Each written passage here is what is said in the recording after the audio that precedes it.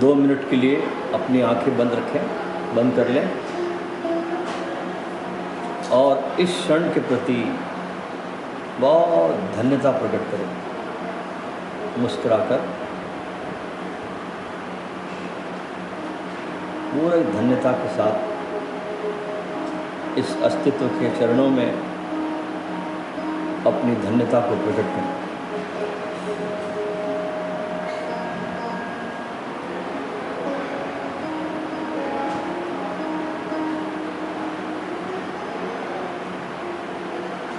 न पूछ मेरा रंग, किसी सूफी शायर ने कहा है, न पूछ मेरा रंग, मैं कितनी मौज में हूँ, दुनिया में मोहब्बतें फैलाकर एक मोहब्बत की खोज में। मत पूछ मेरा रंग, मैं कितनी मौज में हूँ, दुनिया में मोहब्बतें फैलाकर एक मोहब्बत की खोज में हूँ। जैसे शिष्य एक उचित सद्गुरु की तलाश में रहते हैं, ऐसे गुरु भी अपनी उस आग को सौंपने के लिए किसी उचित शिष्य की तलाश में रहता है, क्योंकि उसके भीतर जो वो प्रेम की धधकती हुई ज्वाला है, उसे कैसे किसी और तक पहुंचाए, ये उसके भीतर करुणा का जन्म होता है। ये आखिरी कामना है व्यक्ति में, इसके पहले कि वो मोक्ष में प्रवेश करे, कि उसे जो मिला, जो प्रसाद मिला, किसी गुरु के चरणों में बैठने से जो उसे हासिल हुआ, उसे कैसे एक माहौल बनाकर वो घटना कैसे सहजता से घटे। और ये घटना ऐसी घटती है दोस्तों कि क्षण में हो जाती है, कुछ ज़्यादा समय नहीं लगता। बस एक अचानक सी बिजली चमकी और तुमको दिखाई पड़ा, ऐसी घटना है एनलाइटनमेंट की। एक बिजली का चमक जाना, और जैसे सुनसान रास्ता हो और अचानक बिजली चमक जाए तो आपको कुछ रास्ता दिखाई पड़ने से शुरू हो जाता है, अच्छा ये रास्ता है। तो एनलाइटनमेंट आपका उस परमात्मा की यात्रा पर जाने का पहला कदम है। एनलाइटनमेंट अल्टीमेट नहीं है, वो आपकी शुरुआत है कि आपको रास्ता दिखाई पड़ गया, बिजली चमकी और आपको उचित पथ, आपकी पगडंडी आपको दिखाई पड़ने लगी, और एक कदम उठाने के साथ ही उस रास्ते पर अपने जीवन में बहुत अभूतपूर्व परिवर्तन आ जाता है। आपका जीवन वो नहीं बचता जो उसके पहले था। आप अपने को एकदम बदला हुआ पाते हैं। आप अपने पुराने को खोज रहे होते हैं कि कहाँ चला गया, वो कहीं मिलता नहीं। एक बार आप नए हो गए फिर पुराना एक स्वप्न जैसा लग उठता है, कभी कैसा था मैं, क्या क्या उपद्रव में जीता था, सब कुछ बदल जाता। जैसे कोई अंधा था जिसके पास आंखें नहीं थी, तो उसके जो जीने का ढंग था, और अचानक आदमी की आंख खुल जाए तो कैसा परिवर्तन आ जाता है ना। ऐसा ही कुछ परिवर्तन उस व्यक्ति के, उस साधक के जीवन में आ जाता है जिसके जीवन में उस एनलाइटनमेंट की बिजली जली। और एक बार ये बिजली जल जाए तो यात्रा बहुत आसान और सुगम हो जाती है। इसलिए शायर ने कहा, न पूछ मेरा रंग कि मैं कितनी मौज में हूँ, दुनिया में मोहब्बतें फैलाकर एक मोहब्बत की खोज में हूँ।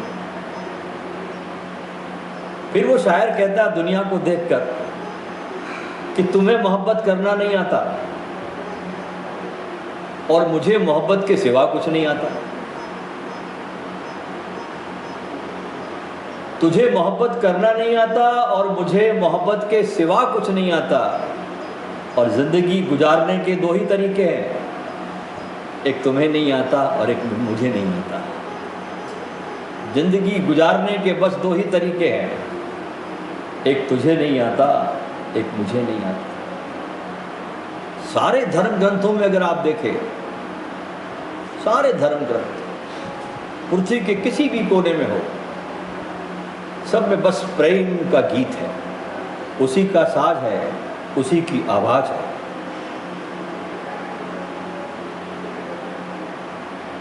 ईसाइयों का बड़ा पवित्र ग्रंथ है जिसे हम बाइबल के नाम से जानते हैं। और इस बाइबल ग्रंथ में हृदय का बड़ा स्थान है, बहुत बड़ा स्थान है हृदय का इस बाइबल में।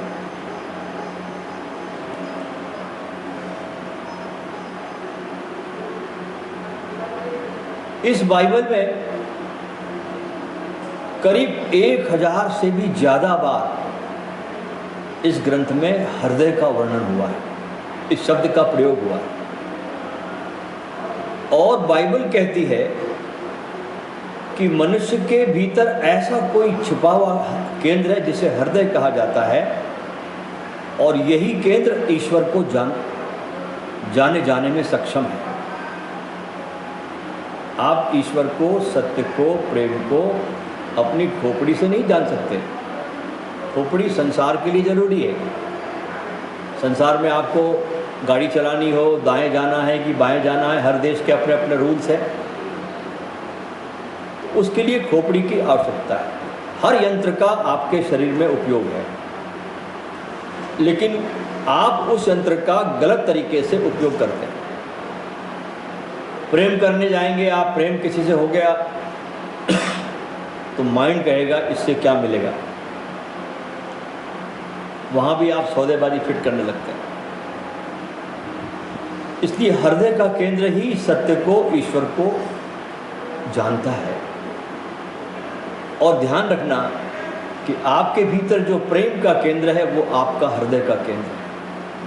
और प्रेम बहुत बड़ी शक्ति आपके भीतर। देखिए सारी कायनात, सारा अस्तित्व, बहुत गौर से देखो आप अस्तित्व को, तो सब प्रेम से बंधे हुए हैं।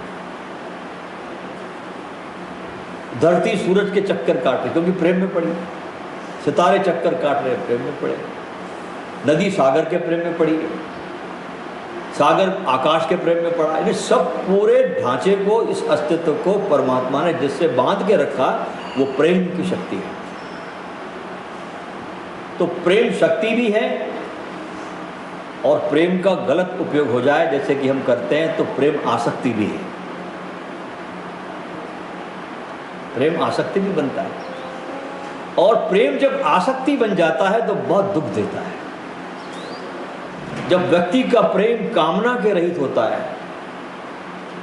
तो वो शक्ति होती है, और जब वो प्रेम किसी चीज को पाने का लोभ हो जाता है तो यह आसक्ति हो जाती है।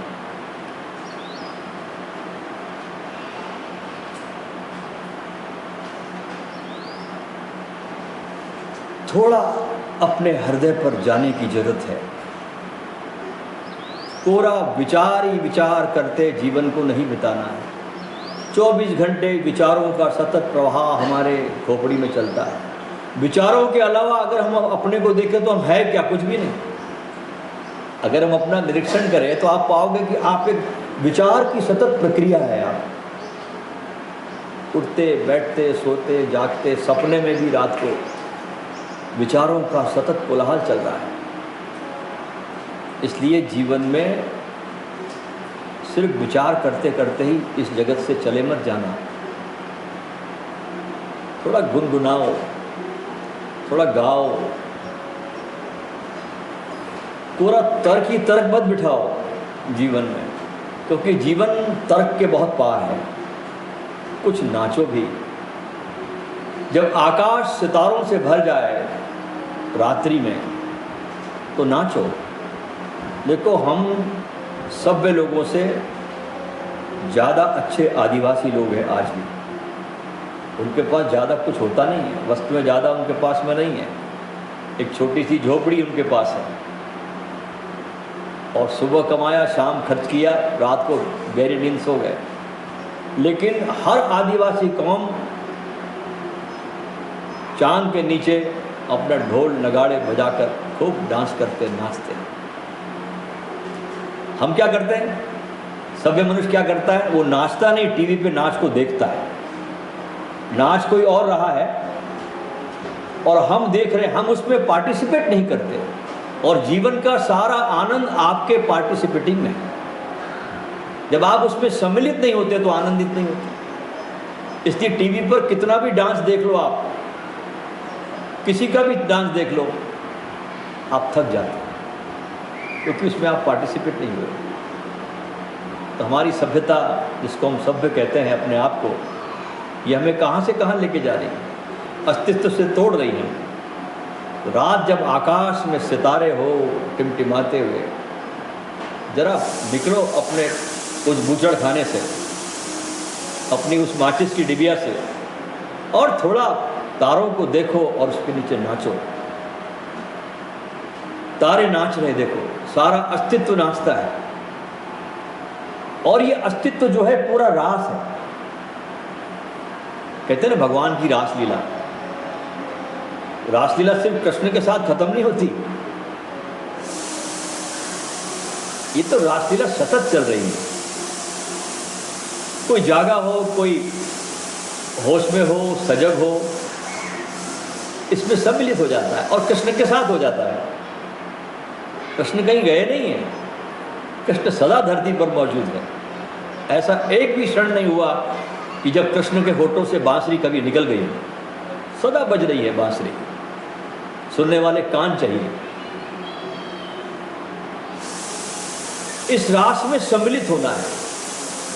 और जब वीणा बाजे तो थिरकने दो अपने पैरों को। और जब कोई फूल खिल जाए तो छोड़ो सब तरक जाल, सब छोड़ दो माइंड, उतरो हृदय पर और थोड़ा फूल के पास जाकर थोड़ी फूल से गुफ्तगू करो, थोड़ा उससे नाता बनाओ, थोड़ी उसकी तरफ देखो। तुम्हारा प्रेम फैलेगा, प्रेम विराट होने लगेगा। कोई पक्षी तुम्हारे पास आता है, डरता है तुमसे क्योंकि तुम्हारे भीतर हिंसा है, तो फिर दाने डालिए आप। पक्षी की प्रतीक्षा करो, आया नहीं तो।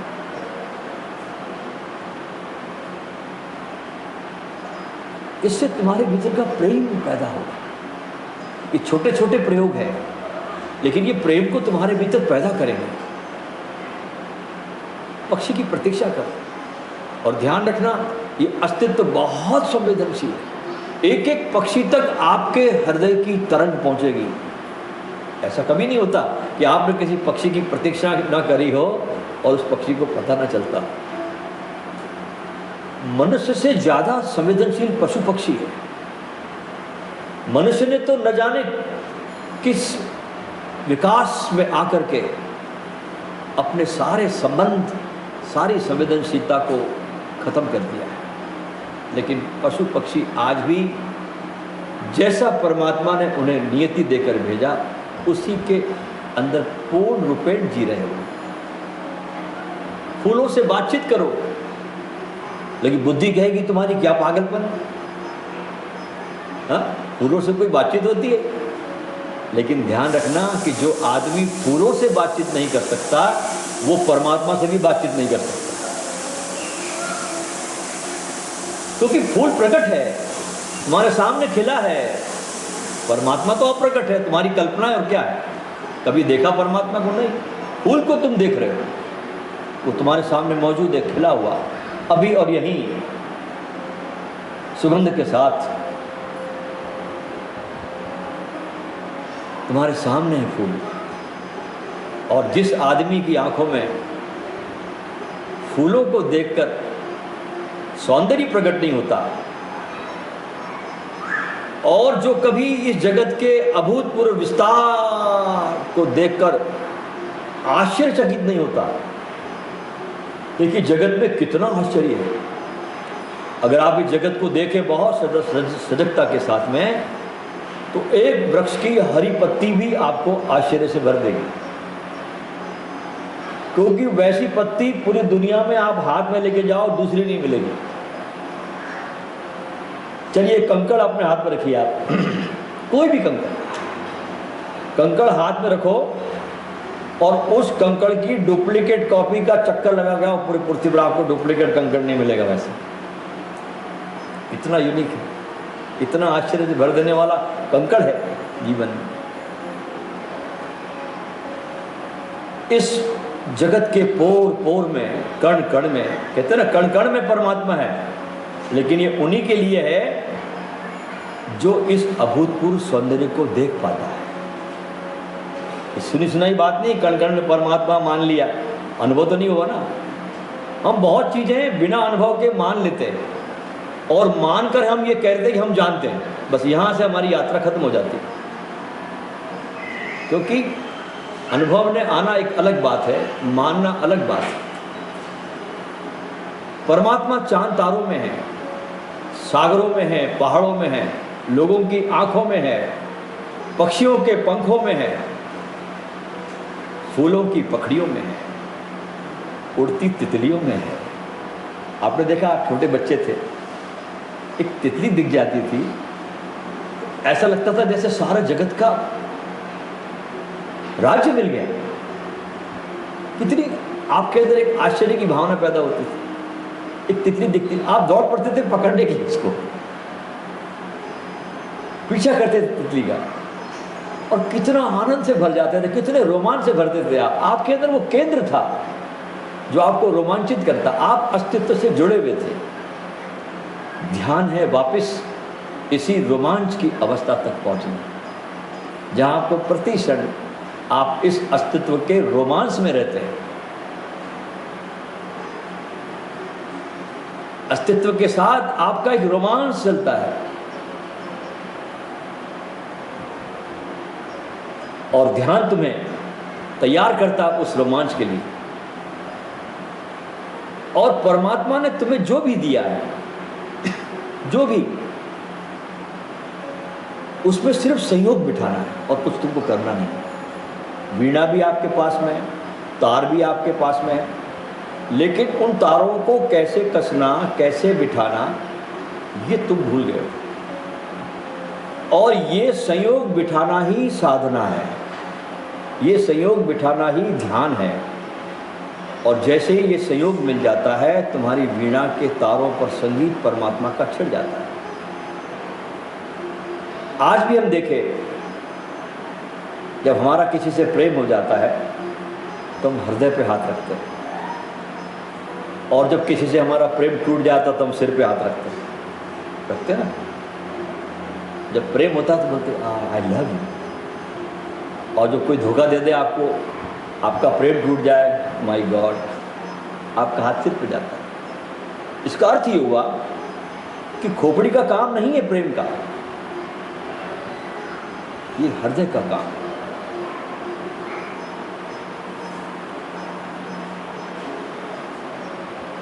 आज हम जो ध्यान करेंगे वो आपके इस हृदय तत्व को, केंद्र को विकसित करेगा, क्योंकि यही वो केंद्र है जो छिपा है, और जहाँ से आप परमात्मा को जान सकते हैं, अपनी यात्रा का पहला कदम आप उठा सकते हैं। जहाँ आपके प्राण परमात्मा के स्पंदित हो रहे हैं, ये वो जगह है। यहाँ आपकी गंगोत्री है। कितनी ही चट्टानों में आपकी गंगोत्री दबी है, आपके विचारों से, आपकी मान्यताओं से, आपकी कामनाओं से। बहुत पत्थर है इस गंगोत्री पर आपके,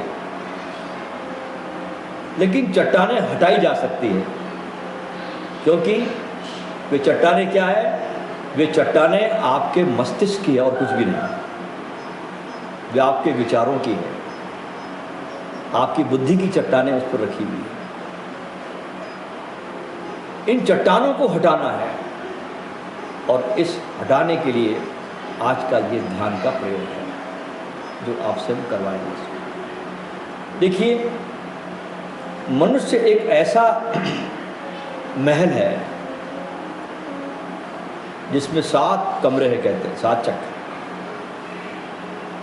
हर चक्रों की अपनी अपनी उपलब्धता है, अपने अपने राज है, अपने अपने खिलावट है,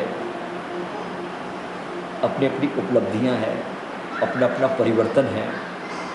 लेकिन आम मनुष्य, अधिकतर सारे मनुष्य पूरे जीवन को ऐसे जीते हैं कि किसी भी कमरे में जाकर खोल के देखते भी नहीं, एक छोटे से वरांडे में जीकर जीवन को विदा हो जाते हैं। एक छोटा वरांडा बाहर का, उसी में पैदा हुए, उसी में जीवन जिया, उसी में चले गए। 7 मंजिला जो मकान है आपका, इसमें कभी आप प्रवेश नहीं करते, और इसमें से एक मंजिल है आपके हृदय की। आपके स्पाइनल कॉर्ड पर जहाँ ईड़ा और पिंगला नाड़ी है, उसके बीच में एक नाड़ी है सुषुम्ना। इसी पर सारे चक्र है आपके मूलाधार से शुरू होता है। वो पहला चक्र है जहाँ पर व्यक्ति जीता और मरता है। लेकिन वहाँ से अगर ऊर्जा आपकी, लेकिन ध्यान रखना, आपको एक राज की बात बता दूँ,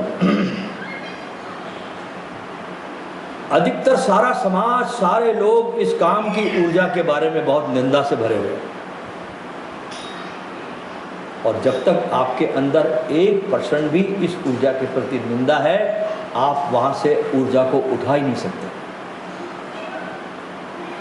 जब आप उसके प्रति परम, इसलिए दोस्तों कहते हैं ना कि काम में जाओ तो ऐसे जाओ जैसे किसी मंदिर के पास आप जा रहे हो।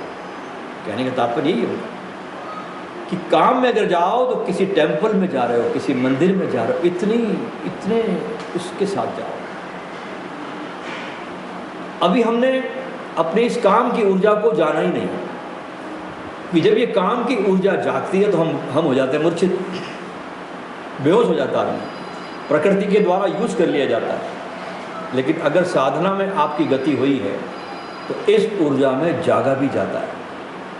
ऊर्जा जागती है, ऊर्जा को मूलाधार से उठाना है और उस चक्रों की तरफ गतिमान करना है। तो आज का जो आपका जो ध्यान का प्रयोग है, ये हम आपका हृदय तत्व को कैसे खोले, कैसे इस सारी ऊर्जा को आपके हृदय केंद्र पर लाएं, इसका ये ध्यान का प्रयोग है। और इस ध्यान का नाम है हेडलेस मेडिटेशन, सर विहीन ध्यान। आपको कुछ क्षणों के लिए इस सर को हटा देना है और पूरी तरह से आपको इस केंद्र पर लाना है। आपका जो हृदय का केंद्र है वो आपका इस जगह है जहां आपकी ये फसलियाँ ख़त्म होती है और आपका पेट शुरू होता है। इस जगह पर आपका हृदय का केंद्र है। अब हम ध्यान शुरू करते हैं। आंखें बंद कर लें और मैं जैसे जैसे आपको बोलता रहूं वैसे वैसे इसको आप फॉलो करते रहें।